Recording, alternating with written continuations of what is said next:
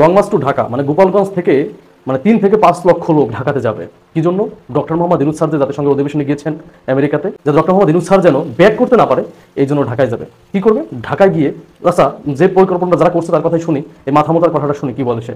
March two Dhaka, গোপালগঞ্জবাসীকে বলবো আপনারা গোপালগঞ্জ থেকে 3 থেকে 5 লক্ষ লোকের মার্চ টু ঢাকা করেন। আপনাদের যে লোকাল যেই সরঞ্জাম আছে সবকিছু নিয়ে এগুলো নিয়ে মার্চ টু ঢাকা করেন। বিশ্ব নেতারা সেখানে একটা হুলস্থুল কাণ্ড ঘটিয়ে দিয়েছে। কে কার আগে ডক্টর মোহাম্মদ ইউনূসকে শুভেচ্ছা জানাবে, হাত মিলাবে, প্রধানমন্ত্রী করবে, সেটা নিয়ে একটা হুলস্থুল কাণ্ড। এই কাণ্ড থেকে আমাদের পাশের দেশের প্রধানমন্ত্রী নরেন্দ্র মোদী বড় ধরনের একটা বেকায়দায় পড়েছেন, চিপাই পড়েছেন। কারণ হাসিনা মোদীকে বলেছিল ইউনূস সাহেবের সাথে বৈঠক করবেন না। হাসিনা পালিয়ে গিয়েছে আজকে প্রায় 1.5 মাসেরও বেশি সময়, এবং এই সময়ে সেনাবাহিনীর বিরুদ্ধে অনেক অভিযোগ আছে যে সেনাবাহিনীতে আসলে আমাদের যে সেনাবাহিনীর প্রধান জেনারেল ওয়াকারুজ্জামান, তিনি অবশ্যই দেশপ্রেমিক, কোনো সন্দেহ নাই, কিন্তু তার নিচে যে তার যে অধ্যস্তন যে সেনাবাহিনীর কর্মকর্তারা আছে তারা কিন্তু শেখ হাসিনার পারপাস, যারা গত 15 বছর ধরে সার্ভ করেছেন, তারা এখনো বহাল তবিয়তে আছেন। যে এটা নিয়ে আসলে অনেকেই ক্ষুব্ধ করেছে, এবং এরা প্রাথমিকভাবে আপাতত চুপ করে থাকলেও এরা যে কোনো সুযোগের অপেক্ষায় আছেন তা কিন্তু কোনো সন্দেহের অবকাশ নাই। একটা বিরল দ্বিপক্ষীয় বৈঠকে বসেছিলেন ডক্টর ইউনূস এবং মার্কিন প্রেসিডেন্ট জো বাইডেন। এটা বিরল কেন, এটা নিয়ে আমাদের মধ্যে আলোচনা আছে, আমরা অনেকে জানি, তারপরও আবার একটু বলবো।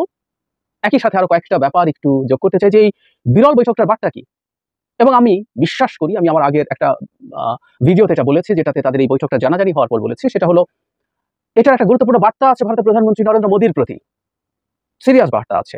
কি সে বার্তা আবার একটু বলতে চাই, এবং এই বৈঠক কি কি হয়েছে, সেটা তাৎপর্য কি, সেটা নিয়ে আলোচনা করব।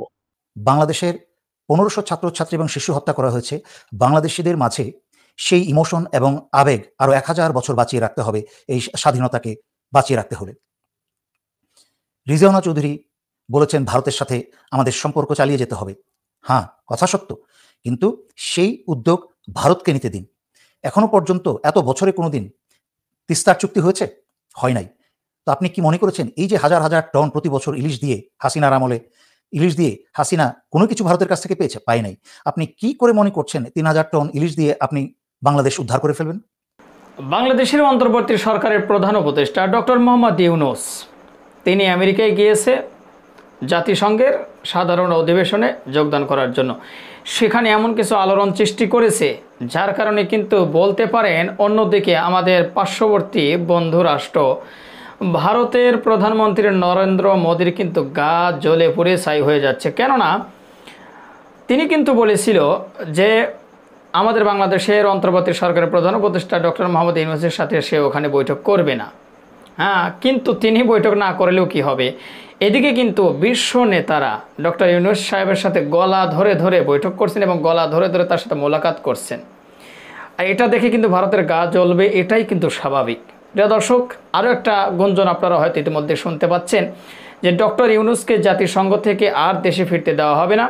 গোপালগঞ্জ থেকে 5 থেকে 6 লক্ষ আওয়ামী লীগ নেতাকর্মীরা তাকে দেশে ঢুকতে বাধা দিবে, এবং এর মধ্যে চট করে শেখ হাসিনাকে বাংলাদেশের প্রধানমন্ত্রীর চেয়ারে আবারও বসিয়ে দেওয়া হবে এবং বাংলাদেশের প্রধানমন্ত্রী হবে, এমনটা কিন্তু শোনা যাচ্ছে। শুনেছেন না অনেকেই? তো যাই হোক, প্রিয় দর্শক, আমি কথা বাড়াবো না, মূলত কয়েকটি গুরুত্বপূর্ণ ভিডিও নিয়ে আপনাদের সম্মুখে হাজির হয়েছি। আশা করি সবগুলো ভিডিও ফুটেজ আপনারা দেখলেই সেই আসল বিষয়টা জানতে পারবেন। তো চলুন আর কথা না বাড়াই, আর সবাইকে বলবো আমাদের এই চ্যানেলটি সাবস্ক্রাইব করে দিবেন। চলুন একটা লাইক দিয়ে আমরা সবগুলো ভিডিও দেখে আসি। বিশ্ব নেতারা সেখানে একটা হুলস্থুল কাণ্ড ঘটিয়ে দিয়েছে। কে কার আগে ডক্টর মোহাম্মদ ইউনূসকে শুভেচ্ছা জানাবে, হাত মিলাবে, প্রধানমন্ত্রী করবে, সেটা নিয়ে একটা হুলস্থুল কাণ্ড। এই কাণ্ড দেখে আমাদের পাশের দেশের প্রধানমন্ত্রী নরেন্দ্র মোদী বড় ধরনের একটা বেকায়দায় পড়েছেন, চিপাই পড়েছেন। কারণ হাসিনা মোদীকে বলেছিল ইউনূস সাহেবের সাথে বৈঠক করবেন না, আর এই মোদী হাসিনার কথা শুনি না ইউনূস সাহেবের সাথে বৈঠক বাতিল করেছেন। এখন মোদী চেষ্টা করছেন ইউনূস সাহেব যদি একটা স্লোট দেয় তাহলে একটা বৈঠক করার জন্য চেষ্টা করবে। ইউনূস সাহেব বলেছেন, মোদী ভাই দাদা আমার সময় নেই তোমার সাথে বৈঠক করার, কারণ মার্কিন প্রেসিডেন্ট ইউরোপের দেশের বড় বড় বাগা বাগান নেতারা ওয়েটিং লিস্টে আছে, তুমি আপাতত দেশে ফিরে যাও। কেউ যদি ভারতের প্রতি প্রীতি কিংবা প্রেম দেখানোর চেষ্টা করেন, আমরা আপনাদের এই গদি পিছন থেকে টেনে হিচড়ে নামাতে 1 সেকেন্ড কাল বিলম্ব করব না। আমাদের ছাত্র জনতার যে অন্তর্বর্তীকালীন সরকার, এই সরকার ভারতে ইলিশ পাঠানোর সিদ্ধান্ত নিয়েছে, কিন্তু আমরা স্পষ্ট করে বলতে চাই ভারতে ইলিশ পাঠানোর এই সিদ্ধান্তকে বাংলাদেশের জনগণ ঘৃণা ভরে প্রত্যাখ্যান করেছে। যেখানে আমার দেশের জনগণ ইলিশ খেতে পারে না, আকাশচুম্বী দামের কারণে আমার দেশের অনেক মানুষ রয়েছে জাতীয় মাছ ইলিশ জীবনে একবারও চোখে দেখে নাই, সেখানে কিভাবে এই সরকার ভারতে ইলিশ পাঠানোর সিদ্ধান্ত নেয়, তাদের এই স্পর্ধা কিভাবে হয়, তাদের এই দুঃসাহস কিভাবে হয়? এই ছাত্র জনতার বিপ্লবের মাধ্যমে চেয়ারে বসে তারা ছাত্র জনতা তথা জনগণের আবেগকে পুঁজি করে এ ধরনের একটি সিদ্ধান্ত নেয়। আমরা স্পষ্ট করে বলতে চাই, ডক্টর মোহাম্মদ ইউনূসের এই সরকারকে ভারতে ইলিশ পাঠানোর যে সিদ্ধান্ত, এই সিদ্ধান্ত অনতিবিলম্বে বাতিল করতে হবে এবং এই ইলিশের দাম আরো সহজলভ্য করতে হবে। কেজি যাতে 5 থেকে 700 টাকার মধ্যে হয় এবং আমার দেশের আপামর জনগণ যাতে ইলিশ ক্রয় করে খেতে পারে, সেটা এই সরকারকে নিশ্চিত করতে হবে। প্রিয় বন্ধুগণ, আজকে ডক্টর মোহাম্মদ ইউনূসকে নিয়ে আমাদের কোনো আপত্তি নেই, কিন্তু এই সরকারের উপদেষ্টা পরিষদে যারা রয়েছে এদের বিষয়ে আমাদের যথেষ্ট আপত্তি রয়েছে, অভিযোগ রয়েছে। আমরা তাই এই সরকারের প্রধান ডক্টর মোহাম্মদ ইউনূস স্যারের প্রতি আহ্বান জানিয়েছি এবং একাধিকবার তাকে আমরা সরাসরি বলেছি, 20 কোটি জনগণের এই বাংলাদেশকে সঠিকভাবে পরিচালনা করতে গেলে এই উপদেষ্টা পরিষদ বর্ধিত করতে হবে। এই 25 জন মানুষ নিয়ে এই বাংলাদেশ পরিচালনা করাটা অনেক কঠিন, অনেক কষ্টকর এবং এই উপদেষ্টা পরিষদে অনেকেই রয়েছে যারা এখনো ভারতের প্রতি প্রেম দেখায়, প্রীতি দেখায়। আমরা সে সকল উপদেষ্টাকে বলতে চাই, এই বাংলাদেশে এই শহীদদের রক্তের উপরে দাঁড়িয়ে কেউ যদি ভারতের প্রতি প্রীতি কিংবা প্রেম দেখানোর চেষ্টা করেন, আমরা আপনাদের এই গদি পিছন থেকে টেনে হিচড়ে নামাতে 1 সেকেন্ড কাল বিলম্ব করব না। কিছুদিন আগে আসিফ নজরুল সাহেব আওয়ামী লীগকে বাংলাদেশের ইতিহাস ঐতিহ্যের দল হিসেবে ঘোষণা দিয়েছিলেন। আরেক উপদেষ্টা আওয়ামী লীগকে বাংলাদেশে পুনঃপ্রতিষ্ঠা করার জন্য উঠে পড়ে লেগেছিলেন। আমরা তাদেরকে বলতে চাই, যদি এতই আওয়ামী প্রেম থাকে তাহলে ওই হাসিনার শ্বশুর বাড়ি দিল্লি থেকে এই প্রেম দেখান। বাংলাদেশের মাটিতে বসে ভারতের প্রতি দরদ প্রেম দেখানোর কোনো সুযোগ নেই। প্রিয় বন্ধুগণ, ইতিমধ্যেই দেখেছেন আমাদের সরকার প্রধান আমেরিকায় গেছেন। আমেরিকায় গিয়ে বিশ্ব নেতারা সেখানে একটা হুলস্থুল কাণ্ড ঘটিয়ে দিয়েছে। কে কার আগে ডক্টর মোহাম্মদ ইউনূসকে শুভেচ্ছা জানাবে, হাত মিলাবে, প্রধানমন্ত্রী করবে, সেটা নিয়ে একটা হুলস্থুল কাণ্ড। এই কাণ্ড দেখে আমাদের পাশের দেশের প্রধানমন্ত্রী নরেন্দ্র মোদী বড় ধরনের একটা বেকায়দায় পড়েছেন, চিপাই পড়েছেন। কারণ হাসিনা মোদীকে বলেছিল ইউনূস সাহেবের সাথে বৈঠক করবেন না, আর এই মোদী হাসিনার কথা শুনে না ইউনূস সাহেবের সাথে বৈঠক বাতিল করেছেন। এখন মোদী চেষ্টা করছেন ইউনূস সাহেব যদি একটা স্লট দেয় তাহলে একটা বৈঠক করার জন্য চেষ্টা করবে। ইউনূস সাহেব বলেছেন, মোদী ভাই দাদা আমার সময় নেই তোমার সাথে বৈঠক করার, কারণ মার্কিন প্রেসিডেন্ট ইউরোপের দেশের বড় বড় বাগা বাগান নেতারা ওয়েটিং লিস্টে আছে, তুমি আপাতত দেশে ফিরে যাও। এই হচ্ছে অবস্থা। কিন্তু বন্ধুগণ, ইউনূস সাহেবকে মনে রাখতে হবে তার পাশে যে সকল উপদেষ্টা রয়েছে এরা শতভাগ আংশিক, এরা অজ্ঞ, এরা বাংলাদেশ পরিচালনায় টোটালি ব্যর্থতার পরিচয় দিয়েছে। তাই আমরা বলতে চাই, রাজনৈতিকভাবে অভিজ্ঞ আরো 25 জন মানুষ নিয়ে এই উপদেষ্টা পরিষদকে 50 সদস্যে উন্নীত করতে হবে। আমরা যারা দীর্ঘদিন ফ্যাসিবাদ বিরোধী লড়াই করেছি, এই ফ্যাসিবাদের সময়ে নির্যাতিত হয়েছি, নিপীড়িত হয়েছি, আমাদের মধ্য থেকে আরো 25 জন মানুষ নিয়ে এই উপদেষ্টা পরিষদ বর্ধিত করার জোর দাবি জানাচ্ছি। লং মার্চ টু ঢাকা মানে গোপালগঞ্জ থেকে 3 থেকে 5 লক্ষ লোক ঢাকাতে যাবে। কি জন্য? ডক্টর মোহাম্মদ ইউনূস স্যার যে জাতিসংঘের অধিবেশনে গিয়েছেন আমেরিকাতে, যে ডক্টর মোহাম্মদ ইউনূস স্যার যেন ব্যাক করতে না পারে, এই জন্য ঢাকায় যাবে। কি করবে? ঢাকায় গিয়ে আচ্ছা, যে পরিকল্পনাটা যারা করছে তার কথাই শুনি, এই মাথামোটার কথাটা শুনি কি বলে সে। মার্চ টু ঢাকা, গোপালগঞ্জবাসীকে বলবো আপনারা গোপালগঞ্জ থেকে 3 থেকে 5 লক্ষ লোকের মার্চ টু ঢাকা করেন। আপনাদের যে লোকাল যেই সরঞ্জাম আছে সবকিছু নিয়ে এগুলো নিয়ে মার্চ টু ঢাকা করেন। গোপালগঞ্জের ভাই তোমাদের বলি শোনো, গোপালগঞ্জে তোমরা যারা আসো না লাফালাফি করতেছো, তোমাদের এই গোপালগঞ্জকে ইউজ করছে কে জানো? সারা বাংলাদেশের আওয়ামী লীগ। এখন বলতে পারো কিভাবে ইউজ করছে। দেশটা স্বাধীন করছে ধরলাম তোমাদের কথায়, তোমাদের জাতির আব্বা বঙ্গবন্ধু শেখ মুজিবুর রহমান। দেশ স্বাধীন করলো বঙ্গবন্ধু শেখ মুজিবুর রহমান। গত 15 থেকে 16 বছরে চুরি করার সুযোগ করে দিল কে? শেখ হাসিনা। কিন্তু তোমরা একটা জেলা শেখ হাসিনার পক্ষে লড়াই করতেছো, যুদ্ধ করতেছো এবং স্বেচ্ছাসেবক দলের নেতাকর্মীদের মেরেও ফেলছো বিএনপির। কেন? যে তারা কেন গোপালগঞ্জে আসলো? তোমরা গোপালগঞ্জে একক আধিপত্য বিস্তার করতেছো, কিন্তু সারা বাংলাদেশে 5ই আগস্টের পর সারা বাংলাদেশে 100 জন লোককে এক জায়গায় জড়ো হইতে পারছে শেখ হাসিনার জন্য? কোথাও কোনো প্রতিবাদ মিছিল করছে? বলো, কোথাও কোনো প্রতিবাদ মিছিল করতে পারছে? তোমরা ঢাকাতে যাবা, এই যে মাথামোটা যে হুকুমটা দিল, এই মাথামোটারে কি 5 আগস্টের আগে কেউ দেখছে? ভাই তোমরা কেন এত স্টুপিড? আওয়ামী লীগের কি নেতার অভাব আছে? ভাইটাল নেতার অভাব আছে? আমি যত জানি ওবায়দুল কাদের দেশে নাই, আমি যত জানি জাহাঙ্গীর কবির নানকও দেশে নাই, হাসান মাহমুদ দেশে নাই, বড় বড় নেতাকর্মীর দেশে নাই, এবং যে তোমাদের যে হ্যাডাম নিক্সন চৌধুরী সেও তো দেশে নাই। সবাই তো দেশের বাইরে। তোমার শেখ হাসিনাও তো দেশের বাইরে, বাইরে না? শেখ হাসিনার পোলাও তো দেশের বাইরে। তারপর শেখ হাসিনা যে ভাগ্নি, ওই যে টিলুক নাকি, সেও তো দেশের বাইরে। ববি হানজাত নাকি, সেও তো দেশের বাইরে। তো তোমরা এই যে মাথা মোটার কথা, তোমাদের মাথা মোটা যে একটা কথা বললো যে তোমরা 5 লক্ষ লোক নিয়ে লং মার্চ টু ঢাকা যাও। ঢাকাকে কি করো? এয়ারপোর্ট ঘেরাও করো, সব ধরনের ফ্লাইট ক্যান্সেল করো, যমুনা ঘেরাও করো, তারপর সচিবালয় ঘেরাও করো। আর বাংলাদেশের মানুষ কি আঙ্গুল চুষবে? হ্যাঁ, না ললিপপ চুষবে? তোমাদের একটা কথা বলি, এই কথাগুলো কেন বললাম যে এত এত নেতা বাইরে, তারা কেন হুকুমটা দিল না? তারা কি এর থেকে কি বোকা? এদের তো 5 তারিখের আগে দেখি না একে। এ আপনাদেরকে হুকুম দিচ্ছে আর আপনারা করবেন। তোমাদের চাইলে টিউলিপ সিটিকে ঘোষণা দিতে পারতো না? শেখ হাসিনা পারতো না? তোমরা এইভাবে করো তাহলে আমি দেশে আসবো? তোমাদের একটা কথা বলি, শেখ হাসিনা যদি তুমি পুরো বাংলাদেশের নেতাকর্মী নিয়ে ঢাকাতে চলে যাও আওয়ামী লীগের, তাইলেও শেখ হাসিনা আসতে পারবে না, যদি আমেরিকা এবং ইন্ডিয়া সেই সেট আপটা তৈরি করতে না পারে। এখন আমেরিকা তো দিবে না, সেটা গতকালকের বৈঠকেই প্রমাণ হয়ে গেছে। গতকালকে যে বৈঠকটা করছে জো বাইডেন এবং ডক্টর মোহাম্মদ ইউনূস স্যার, এই বৈঠকে কি কি সিদ্ধান্ত আসছে অতি দ্রুতই জানতে পারবা। কারণ এই আওয়ামী লীগ হচ্ছে ডক্টর মোহাম্মদ ইউনূস স্যারের সব থেকে বড় শত্রু। কারণ ডক্টর মোহাম্মদ ইউনূস স্যারের মতো সম্মানিত একজন ব্যক্তিকে এই আওয়ামী লীগ ছোট করছে, বিভিন্ন জায়গায় ছোট করে রাখছে। তো তোমরা যারা এই স্বপ্ন নিয়ে বসে আসো যে শেখ হাসিনা দেশে আসবে, তোমরা 5 লক্ষ লোক 10 লক্ষ লোক ঢাকাতে চলে গেলে দেশে আসতে, মানে ডক্টর মোহাম্মদ ইউনূস স্যার দেশে আসতে পারবে না, শেখ হাসিনা দেশে আসবে, সম্পূর্ণ ভুল। যদি এই সেটআপটা তৈরি করে দিতে না পারে। কারণ তোমরা ঢাকাতে গেলে ওই তোমাদের সাহস তো দেখা আছে, তোমরা কি করতে পারো দেখা আছে না? 5ই আগস্টের আগে শেখ হাসিনাকে এতই বোকা, সারা বাংলাদেশে এত এত আওয়ামী লীগের নেতাকর্মী, তার জন্য কোনো দেখছো কেন্দ্রীয় কোনো যুবলীগের নেতা মারা গেছে? ছাত্রলীগের কোনো নেতা মারা গেছে কেন্দ্রীয় দেখছো? না। তো শেখ হাসিনা তো বোকা না, এই জন্যই শেখ হাসিনা জেদ করে বাংলাদেশ ছেড়ে চলে গেছে, যে তোগার মারা তোরা খা। তো তোমরা যারা এই স্বপ্ন নিয়ে বসে আসো যে শেখ হাসিনা বাংলাদেশে আসবে, তোমরা 5 লক্ষ লোক নিয়ে ঢাকা ঘেরাও করবো, তোমরা ভাই গোপালগঞ্জে যারা আসো নিজেদের ক্ষতিটা নিজেরা করতেছো। তোমরা নিজেদের ক্ষতি নিজেরা করতেছো, বুঝতে পারতেছো না, বুঝতে পারবা, একটু সময় নাও, বুঝতে পারছো? দেখতে পারলে শোনে কে?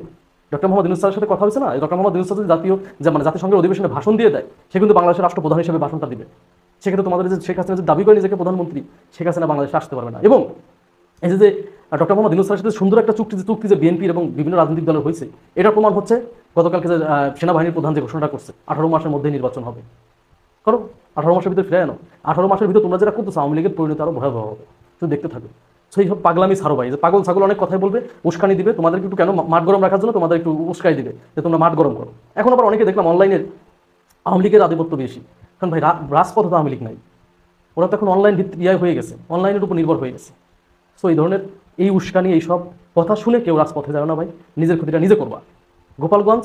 গোপালগঞ্জের প্রতি মানুষের একটা ঘৃণা আছে, এই ঘৃণাটা আরও বাড়ায়ও না, কারণ আগামী কয় বছরে বাংলাদেশ আওয়ামী লীগ ব্যাক করবে এটা শেখ হাসিনাও নিজেও জানে না। তো তোমাদের মতো পাগল যারা আসো তোমরা শুধু বিপদে পড়বা। সো নিজেদের বিপদ নিজেরা ডাইকে আনো না, কারণ বাংলাদেশে শেখ হাসিনা আসবে না। তোমরা 10 লক্ষ খান, 1 কোটি মানুষ ঢাকা শহরে গেলেও সে আসবে না, কারণ তাকে যদি সেইভাবে সেটআপটা দিয়ে না পাঠায়। সেটআপ বুঝতে পারছো? যে সেনাবাহিনীর সেটআপ, পুলিশের সেটআপ, সব ধরনের সেটআপ, রাজনৈতিক দলগুলোর মাঝে একটা সমঝোতা, এই সমঝোতা আসবে না। ডক্টর মোহাম্মদ ইউনূস স্যার এবং জো বাইডেনের বৈঠকে কি সিদ্ধান্ত হয়েছে অতি দ্রুতই জনসম্মুখীনে আসবে, তখনই জানতে পারবা শেখ হাসিনার ভবিষ্যৎ কি। এমনও হইতে পারে শেখ হাসিনাকে বাংলাদেশে আনবে বিচার করার জন্য, আর তোমরা যারা লাফালাফি করতেছো না, ফালাফালি করতেছো, তোমরা নিজেরাও বিপদে পড়বা। মামলা তোমাদের নামও হইতে পারে, ভিত্তিহীন মামলা। শুধু আমি দেশের নিরাপত্তা বিষয়ে অত্যন্ত শঙ্কিত। ঠিক এই সময় ইলিশ মাছের রাজনীতি শুরু করেছেন ডক্টর সালাউদ্দিন এবং রিজওয়ানা চৌধুরীরা। ওনাদের কাছে এই যে 1500 ছাত্রছাত্রী এবং শিশু হত্যার রক্তের উপর দিয়ে ওনারা এই উপদেষ্টা সরকার এসে বসলেন, সেই ইমোশন ওনারা ভুলে গেলেন। ইমোশন ভুলে গিয়ে ওনারা জাতিকে উপদেশ দিচ্ছেন ইমোশন নিয়ে কাজ করলে হবে না, ভারতকে ইলিশ মাছ দিতে হবে। তাই ডক্টর মোহাম্মদ সালাউদ্দিনকে অনুরোধ করব, আপনাকে অর্থ উপদেষ্টা বানানো হয়েছে, আপনি বাংলাদেশের দুর্বল আর্থিক সমস্যা নিয়ে ব্যস্ত থাকুন, সেটা দেখুন। আপনাকে বাণিজ্যের দায়িত্ব দেওয়া হয়েছে, যেহেতু সেই ব্যাপারে আপনার আর্থিক বিষয়ে জ্ঞান থাকতে পারে। বাঙালি জাতিকে যে এত বড় একটা ট্রমার মধ্যে দিয়ে গেল মাত্র, সেই বাংলাদেশিদেরকে আপনি ইমোশন বাদ দিয়ে কথা বলার উপদেশ দেওয়ার সেই যোগ্যতা বা ক্ষমতা নাই, এবং সেই জন্য আপনাকে সেখানে বসানো হয়নি। যেই বাংলাদেশের 1500 ছাত্রছাত্রী এবং শিশু হত্যা করা হয়েছে, বাংলাদেশিদের মাঝে সেই ইমোশন এবং আবেগ আরো 1000 বছর বাঁচিয়ে রাখতে হবে, এই স্বাধীনতাকে বাঁচিয়ে রাখতে হলে। রিজওয়ানা চৌধুরী বলেছেন ভারতের সাথে আমাদের সম্পর্ক চালিয়ে যেতে হবে। হ্যাঁ, কথা সত্য, কিন্তু সেই উদ্যোগ ভারতকে নিতে দিন। এখনো পর্যন্ত এত বছরে কোনোদিন তিস্তার চুক্তি হয়েছে? হয় নাই। তো আপনি কি মনে করেছেন এই যে হাজার হাজার টন প্রতি বছর ইলিশ দিয়ে হাসিনার আমলে ইলিশ দিয়ে হাসিনা কোনো কিছু ভারতের কাছ থেকে পেয়েছে? পায় নাই। আপনি কি করে মনে করছেন ৩,০০০ টন ইলিশ দিয়ে আপনি বাংলাদেশ উদ্ধার করে ফেলবেন? তাই প্রথম নিজের আত্মসম্মানের স্থানটাকে ঠিক করুন, যেটা গত ১৫ বছরে ধূলিসাৎ করে দিয়েছে স্বৈরাচারী শেখ হাসিনা। বাংলাদেশের নিরাপত্তাটা এমন ভয়ঙ্কর অবস্থায় আছে সেটা অনুধাবন করার ক্ষমতা আপনাদের নাই। তাই কমসে কম যার যার দায়িত্ব পালন করেন। এই যে পার্বত্য চট্টগ্রামে লেফটেন্যান্ট তানজিম সারোয়ারকে হত্যা করা হলো, পরিকল্পিতভাবে খুন করা হলো, এটার সম্পর্কটা বুঝতে হবে। এটা কিভাবে হলো? পার্বত্য চট্টগ্রামের মতো এরকম একটা যুদ্ধের জায়গা, যেখানে বহু বছর ধরে তথাকথিত শান্তি বাহিনীর সাথে যুদ্ধ চলছে, তথাকথিত স্বৈরাচারী শেখ হাসিনা ভারতের নির্দেশে তথাকথিত শান্তি চুক্তি করেছে ১৯৯৭ সালে, কিন্তু তার কোনো কথা কিন্তু এই শান্তি বাহিনী বা তথাকথিত শান্তি বাহিনী সান্তুল্লাহ এরা রাখে নাই। বরাবরই তারা নামকা অস্তে কিছু অস্ত্র ফেরত দিয়েছে, তারা সমস্ত অস্ত্র ভান্ডার বা মজুদ আরো বিশাল আকারে করেছে এত বছরে। তাদের হাতে এখন ভারতের দেওয়া এবং অন্যান্য স্থান থেকে আনা অত্যাধুনিক অস্ত্রশস্ত্র, যা যে কোনো মুহূর্তে বাংলাদেশের বিরুদ্ধে ব্যবহার করে বাংলাদেশকে এবং পার্বত্য চট্টগ্রামকে আলাদা করে ফেলতে পারে। এই যে তাকে দেখেন লেফটেন্যান্ট তানজিমকে হত্যা করা হলো, খুন করা হলো, কারা করেছে এটা? কেন পার্বত্য চট্টগ্রামের মতো একটা যুদ্ধের এলাকায় এই অফিসারকে তার অস্ত্রে নকল বুলেট বা ব্ল্যাঙ্ক বুলেট কেন দেওয়া হলো? এরকম একটা অপারেশনাল এলাকায় কোনো অফিসার এবং সেনা সদস্যের অস্ত্রে ব্ল্যাঙ্ক বুলেট থাকার কথা নয়। তার উপরে আবার সারা বাংলাদেশে সশস্ত্র বাহিনীর অফিসারদেরকে বিচারিক ক্ষমতা দেওয়া হয়েছে। সেই বিচারিক ক্ষমতা তারা কি ব্ল্যাঙ্ক বুলেট নিয়ে পালন করবে? তার মানে স্পষ্টত এটা একটা ষড়যন্ত্র। আরও প্রশ্ন আসে যে লেফটেন্যান্ট তানজিম কেন দল ছেড়ে একা এক সন্ত্রাসীর পিছনে ছুটল তাকে ধরতে, যখন সে জানে তার অস্ত্রে বুলেটই নেই? আমাদেরকে তো সেই প্রশিক্ষণ কখনো দেওয়া হয়নি। সেনাবাহিনীর প্রত্যেকটা অপারেশনের একটা নীতি আছে, তার মাঝখানে হচ্ছে নিরাপত্তা অত্যন্ত গুরুত্বপূর্ণ একটা অংশ। সেই অংশে তাকে দলবদ্ধভাবে সেই সন্ত্রাসীকে যদি চেস করতেও হতো, সেই দলবদ্ধভাবে করা উচিত ছিল। কারণ এটা একটা সাধারণ সামরিক প্রশিক্ষণ, একটা সাধারণ কমন সেন্স যে একা সন্ত্রাসীর পিছনে ছুটে সে কিন্তু দুর্বল হয়ে যায় এবং একা তাকে চারিদিক থেকে ঘিরে ধরতে পারে, তার উপর আক্রমণ হতে পারে। তাই অপারেশনালি যদি সে দলবদ্ধভাবে ছুটত, তারপরেও কিছু একটা করা যেত, এইভাবে নিহত হতো না। আমার প্রশ্ন হচ্ছে তাকে একা এইভাবে ছোটার আদেশ কে দিয়েছিল? সে কি নিজে থেকে ছুটেছিল নাকি আদেশ দিয়েছিল? এই সকল প্রশ্নের উত্তর কি আমরা পাবো কখনো? কি মেজর সিনহার মতো আমরাও একদিন লেফটেন্যান্ট তানজিমকে ভুলে যাব? যখন এই সশস্ত্র বাহিনীতে এরকম একটা ঘটনা ঘটে, তার কিছুদিন সারা দেশে চলে, পত্রপত্রিকায়, মিডিয়াতে, সোশ্যাল মিডিয়াতে চলে তা নিয়ে আলোচনা, তারপরে সবাই ভুলে যায়। আমরা কি এই যে সরকার বদলালো, এই যে আসিফ নজরুলরা বসলো, এখনো কেন আমরা সেই মেজর সিনহা হত্যাকারী প্রদীপের ফাঁসি কার্যকর হতে দেখছি না? দেশকে নিরাপদ করতে হলে এই সকল প্রশ্নের জবাব আমাদের জানতে হবে এবং উপদেষ্টাদেরকে বাধ্য করতে হবে এই ফাঁসি দ্রুত কার্যকর করতে। লেফটেন্যান্ট তানজিমের অধিনায়ক হচ্ছে পুলিশের সমস্ত হাসিনার বসানো লোক, পুলিশের যে পুলিশ লীগের, হাসিনার পুলিশ লীগের ডিবি হারুনের ভাইরা। আবার তার ব্রিগেড কমান্ডার নবী হচ্ছে প্রাক্তন এনএসআই এবং ডিজিএফআই থাকা সদ্য সেখান থেকে আসা, মানে হাসিনার এনএসআই এবং হাসিনার ডিজিএফআই থেকে আসা। একইভাবে তার GOC general officer commanding major general Sarwar DGFI এর সিটিআইবি পরিচালক ছিলেন, যার অধীনেই ছিল আয়নাঘর। এই যে স্বৈরাচারী হাসিনা এবং ভারতের ৩ শয়তান মাথা একত্র হয়েছে এবং তাদের পরিকল্পনাতেই কিন্তু এই হত্যাকাণ্ড ঘটানো হয়েছে। সারা বাংলাদেশের সামরিক এবং বেসামরিক সকল স্থানে এখনো ভারত এবং হাসিনার বসানো ১৫ বছরের সকল পদে লোক বসানো। সেখানে আপনাদের যেই দায়িত্ব দেওয়া হয়েছে উপদেষ্টা মণ্ডলীকে, সেই দায়িত্বের দিকে মনোযোগ দিয়ে এবং বাংলাদেশের নিরাপত্তার দিকে গভীর মনোযোগ রেখে আপনাদের প্রতিটা কাজ করতে হবে। আপনাদের ইলিশের আত্মসম্মানহীন রাজনীতি করার সময় এখন না। তার উপর যেই প্রধান উপদেষ্টা এসেছেন উনি এখন দেশে নাই, দেশ এখন প্রধান উপদেষ্টা শূন্য। উনি জাতিসংঘের অধিবেশনে গেছেন। ওনার পরবর্তী ফেরত আসার পরে পরবর্তী কর্মকাণ্ডে বোঝা যাবে যে আসল আয় ব্যয় কি হয়েছে। প্রথমেই ওনার শুনলাম বা দেখলাম যে যুক্তরাষ্ট্রের ভাইস প্রেসিডেন্ট কামালা হ্যারিসের সাথে ওনার ব্যক্তিগত নাস্তার আলোচনা বা নাস্তায় বসে আলোচনা, তারপরে প্রাক্তন প্রেসিডেন্ট ক্লিন্টন এবং ওবামার সাথেও ওনার আলোচনা আছে, এবং আরও বহু দেশের রাষ্ট্রপতি ওনার সাথে দেখা করার জন্য লাইন ধরেছেন। সব ঠিক আছে, এটা আমরা জানি যে ওনার এই কানেকশন আগেও ছিল। সেই জন্য ওনাকে আমাদের দরকার ছিল ওনার ইনফ্লুয়েন্সটা ব্যবহার করার জন্যই দেশের স্বার্থে ওনাকে প্রধান উপদেষ্টা হিসেবে বসানো হয়েছে। কিন্তু আমি যেটা আরও কয়েকবার আগে ব্যাখ্যা করেছি, আমাদেরকে বুঝতে হবে যে ভবিষ্যতে যখন যুক্তরাষ্ট্র অনেক কিছু বাংলাদেশ থেকে চাইবে, এই যে মিটিংগুলো হচ্ছে ইতিমধ্যে চাওয়া শুরু হয়ে গেছে, সেই অবস্থায় বাংলাদেশের স্বার্থ রক্ষা করে উনি দেশের পক্ষে এবং পশ্চিমাদের দাবির বিরুদ্ধে কতটুকু মাথা উঁচু করে দাঁড়াতে পারেন, তার উপরেই নির্ভর করবে ওনার সফলতা, বাংলাদেশের পক্ষে সফলতা অথবা ব্যর্থতা। এখানে অনেক বিষয় আছে বাংলাদেশ নিয়ে। বাংলাদেশের নিরাপত্তা অবস্থা এখন অত্যন্ত দুর্বল। সশস্ত্র বাহিনীতে চলছে সকল রকম ষড়যন্ত্র। এই যে যারা প্রাক্তন ডিজি আনসার ছিল, জেনারেল আমিন এবং জেনারেল সাইদ, যে জেনারেল তারেক সিদ্দিকির খাস লোক ছিল, ন্যাশনাল আইডির দেশে দায়িত্বে ছিল, সেই সব লোক কিন্তু সকল প্রকার দেশবিরোধী অপকর্ম করেছে। তাদের ইদানিং তাদের মুখের নিজস্ব দাবি যে তারা সম্মানের সাথেই পার পেয়ে যাবে, এটা হচ্ছে তাদের মুখের কথা, একদম দাবি। তার মানে সশস্ত্র বাহিনীতে চলছে ষড়যন্ত্র দেশবিরোধী, একই সাথে সিভিল প্রশাসনে। অন্যদিকে ভারতের লেলিয়ে দেওয়া ভারতের দালাল তথাকথিত কিছু হিন্দুরা দেশের বিরুদ্ধে ক্রমাগত দেশদ্রোহিতা করে যাচ্ছে। এখনো কোনো গোয়েন্দা পরিদপ্তরকে দেখছি না এইসব দেশবিরোধী ভারতীয় দালালদেরকে গ্রেফতার করতে। তারা কেন, যদি তাদের বিরুদ্ধে অন্যায় হয়ে থাকে, কেন তারা এখনো কোনো মামলা করে নাই? কেন তারা সেই বিচার দাবি করছে না? তারা ক্রমাগত কেন এই সরকারকে বিব্রত করছে, বিরক্ত করছে, যেন সরকার স্ট্যাবিলাইজড না পেতে পারে বা ভারসাম্য না পেতে পারে? তাছাড়াও আরও বহু রকম ষড়যন্ত্র চলছে, যেটা এই বর্তমান উপদেষ্টা মণ্ডলীর বোঝার ক্ষমতার বাইরে।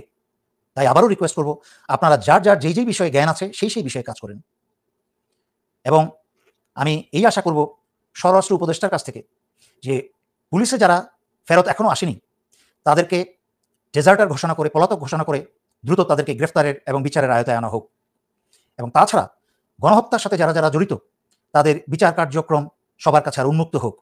স্বরাষ্ট্র উপদেষ্টাকে আমি অনুরোধ করব, আপনি সেনাবাহিনীর যেই সকল অফিসার বঞ্চিত হয়েছে এই গত 15 বছরে স্বৈরাচারী শেখ হাসিনার আমলে এবং বিভিন্ন সময়, এবং যেই সকল উপযুক্ত অফিসার আছে সশস্ত্র বাহিনীতে চাকুরিরত কিন্তু তারা বঞ্চিত হয়েছে, তাদেরকে পুলিশে অ্যাবজর্ব করা হোক এই পুলিশ বাহিনীকে শক্তিশালী করার জন্য। আমি ডক্টর আসিফ নজরুলের দৃষ্টি আকর্ষণ করছি। আমি বুঝতে পারছি না, উনি দায়িত্ব গ্রহণ করার পরের দিনই ওনার উচিত ছিল ডিজিটাল নিরাপত্তা আইন। প্রিয় দর্শক শ্রোতা, সবগুলো ভিডিও ফুটেজ আপনারা দেখলেন। এবার অবশ্যই আপনাদের মূল্যবান মতামত জানাবেন। তো আপনার কি মনে হয় যে শেখ হাসিনা আদৌ কি এই মতো অবস্থায়, বর্তমান অবস্থায় বাংলাদেশে আসতে পারবে, বা বাংলাদেশে এসে কি আবারও প্রধানমন্ত্রীর যেই চেয়ারটা সেটাকে দখল করতে পারবে? আর ডক্টর ইউনূস তেনাকে নাকি সেই আপনার আমেরিকা থেকে আর ফিরতে দেবে না, আওয়ামী লীগ নেতাকর্মীরা ঢাকা টু লং মার্চ ডাক দেবে। তো কি এগুলো কি আসলে আদৌ সম্ভব? কি মনে হয় আপনার কাছে? একটু কমেন্ট বক্সে জানান তো। যাই হোক, আর কথা বলা আমরা ভিডিওটি এখানে শেষ করে দেবো। তো যাবার আগে সবাইকে বলবো, এখন পর্যন্ত যারা আমাদের এই নাসির ইসলামিক মিডিয়া সেন্টার চ্যানেলটি সাবস্ক্রাইব করেনি, আপনারা সকলে জানেন প্রতিনিয়ত আমরা সকল প্রকার ভাইরাল নিউজগুলো আপনাদের দেওয়ার চেষ্টা করে থাকি। তো অবশ্যই আপনারা আমাদের এই চ্যানেলটি সাবস্ক্রাইব করে আমাদের সাথে থাকবেন। আর যারা সাবস্ক্রাইব করেছেন তাদের ধন্যবাদ জানিয়ে ভিডিওটি এখানে শেষ করছি। সে পর্যন্ত সকলে ভালো থাকবেন, সুস্থ থাকবেন। আল্লাহ হাফেজ।